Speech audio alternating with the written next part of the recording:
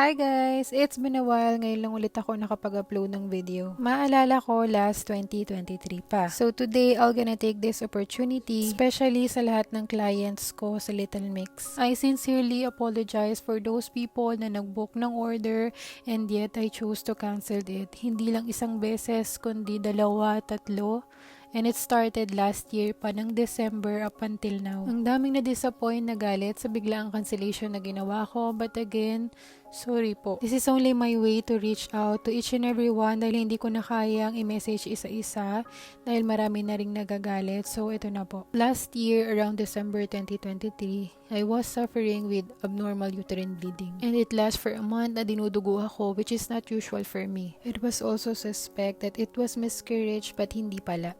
In and out ako ng hospital to know what's going on. With laboratories and ultrasound, they diagnosed me with PCOS. I am not convinced on that time dahil pabalik-balik yung bleeding ko. And after a week, dinugo na naman ako. And I chose to come back on the same hospital kung saan ako nagpatingin. Still, I didn't get any answer from them. Instead, nag-rely lang sila sa lahat ng past results ng laboratory and ultrasound ko. And that's the time na humingi na ako ng second opinion. And for the third time, I was found out that I have cervical cancer. Medyo in denial ako on that time because I'm not physically and mentally prepared. Dagdag pa yung pag-alis ng partner ko nung time na yon, kaya hindi ko alam kung paano ko ipoproseso yung mga nangyayari. Doon na pumasok yung mga worries ko. At a very young age, hindi ko sukat akalain na magkakaroon ako nito. Sobrang bata pa rin ang mga anak ko. Hindi ko alam kung paano ko i-explain sa kanila yung pinagdadaanan ko. Hindi ko alam kung paano ko sa kanila sasabihin kung bakit gabi-gabi akong umiiyak. Hindi ko alam kung paano sila kapag wala na ako.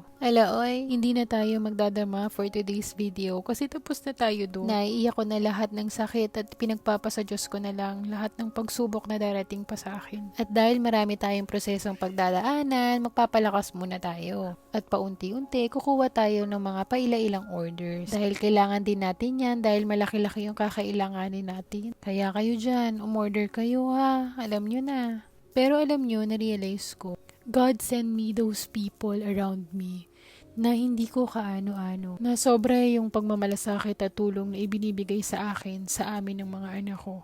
I never realized na sa ganitong pagkakataon, tinanggap nila ako ng buong puso at hindi ko question yung buong pagkatao ko. At sila yung naging inspirasyon ko upang magpatuloy na maging malakas at maging positibo sa araw-araw. Sobra-sobra po akong nagpapasalamat sa inyo. Sana dumating yung panahon na mapatunayan ko yung sarili ko at makaganti ako sa lahat ng kabutihang ginawa ninyo para sa akin.